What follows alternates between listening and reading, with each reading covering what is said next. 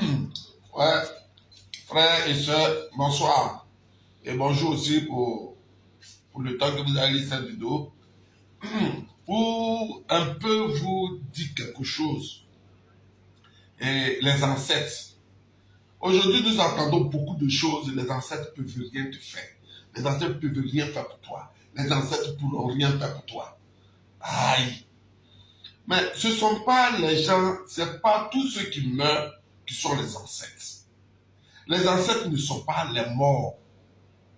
Parce que dans la spiritualité, l'homme déjà qui fait la spiritualité, au côté physique, a 75% d'énergie que la personne doit utiliser pour correspondre au côté spirituel.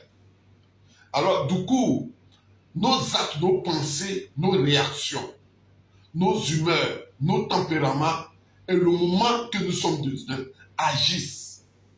Tout ce temps correspond à une vibration que nous devons utiliser pour faire ce que nous devons faire. C'est pour cela qu'on dit à minuit, il y a temps.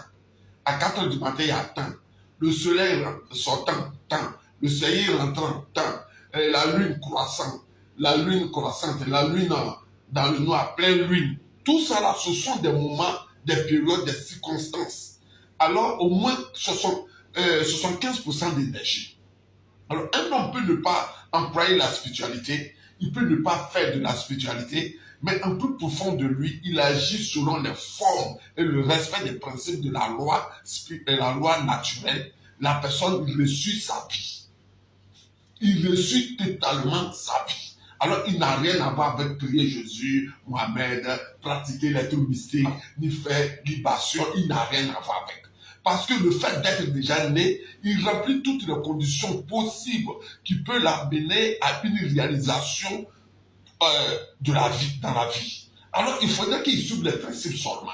C'est comme ça. Et les principes sont les lois de la nature. Maintenant, quand quelqu'un veut rentrer dans le domaine de la spiritualité, il utilise seulement 25% d'énergie quand on a le corps. Quand nous avons le corps, on utilise 25% d'énergie dans la forme spirituelle, qui peut ajouter sur nos principes de vie, qui nous conduit aussi à la réalité et à la réalisation. Alors, nos parents qui sont morts ne sont pas tous, parce que la spiritualité elle-même, est liée à des références. C'est pour cela que l'on veut croire.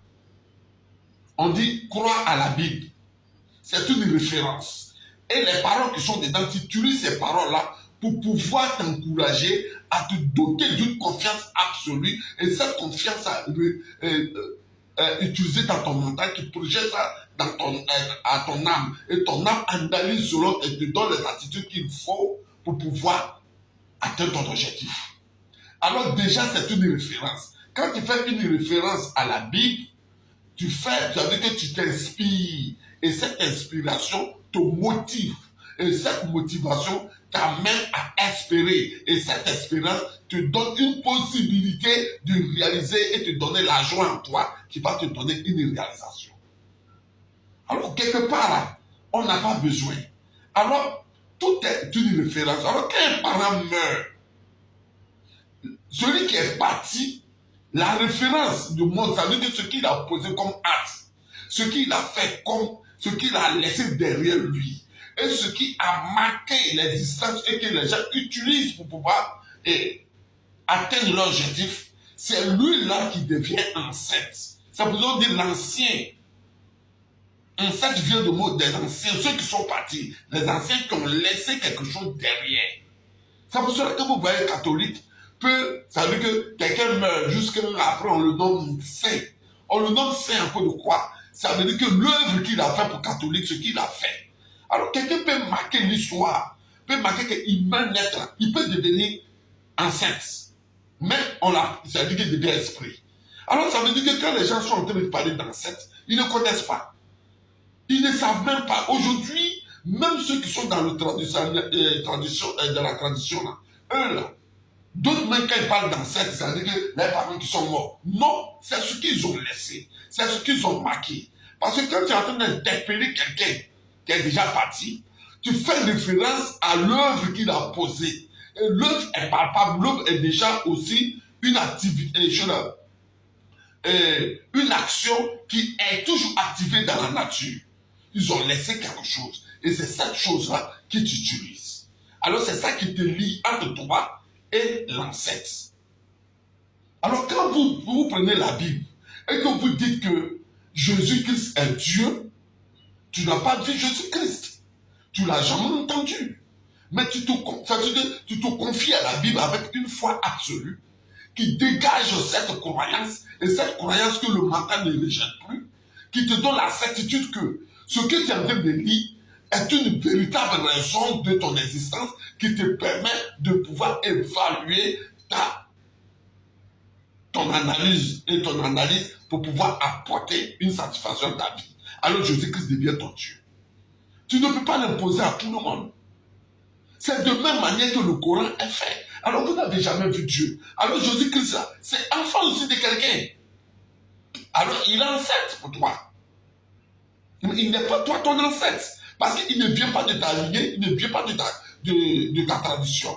Mais il est ancêtre. Alors ça veut dire que tu réunis l'ancêtre de quelqu'un, tu réunis toi tes ancêtres, et puis tu prends l'ancêtre de l'autre pour pouvoir camoufler ta vie, pour insulter toi-même tes propres ancêtres. Et tu es dans un milieu où tu dois évaluer le système et choses, la vie passée des ancêtres pour pouvoir avancer. Et puis toi, tu as dit non, toi, tu es sauvé. Frère, réveillez-vous. Les ancêtres, c'est pas eux tous qui meurent, on appelle les ancêtres. C'est pas eux tous qui sont morts. Il y a des milliards de personnes qui sont mortes. C'est pas eux les ancêtres. Les ancêtres, c'est ceux qui ont laissé quelque chose. Qu'il y a actuellement une référence. Voilà. Alors quand tu es en train d'appeler ton parent ancêtre, il faudrait que tu saches qu'est-ce qu'il a laissé. C'est pour cela que les gens ne savent pas. Ils disent non, ton papa est voleur, et puis tu as dit ton papa est ancêtre. Ton papa n'est pas ancêtre quand il est mort. Ta maman n'est pas ancêtre quand elle est morte. Mais ton ancêtre peut être peut-être arrière, parce qu'il y a une chose qu'il a laissé, que cette chose-là est toujours dans la vie. Alors du coup, quand tu l'appelles, il passe par ce que lui-même l'a laissé. Tout ce qui est marqué pour pouvoir venir vers toi. Alors il ne meurt jamais, c'est pour cela qu'on dit l'artiste ne meurt jamais à cause de son œuvre. Alors quand l'artiste ne meurt pas à cause de son œuvre, ça veut dire que son œuvre est toujours palpable dans la vie. Et nous vivons ses œuvres, c'est pour cela que l'artiste ne meurt pas. Alors l'artiste devient l'ancêtre de telle musique, l'ancêtre de telle œuvre, l'ancêtre de telle œuvre. Frère, réveillez-vous. Moi, je suis arrivé au CM2. En 1989, je suis au CM2. Et j'ai laissé encore au CM2. Je ne sais pas lire, je ne sais pas bien parler français. Mais vous qui connaissez français là, sachez ce que vous êtes en train de dire. Merci.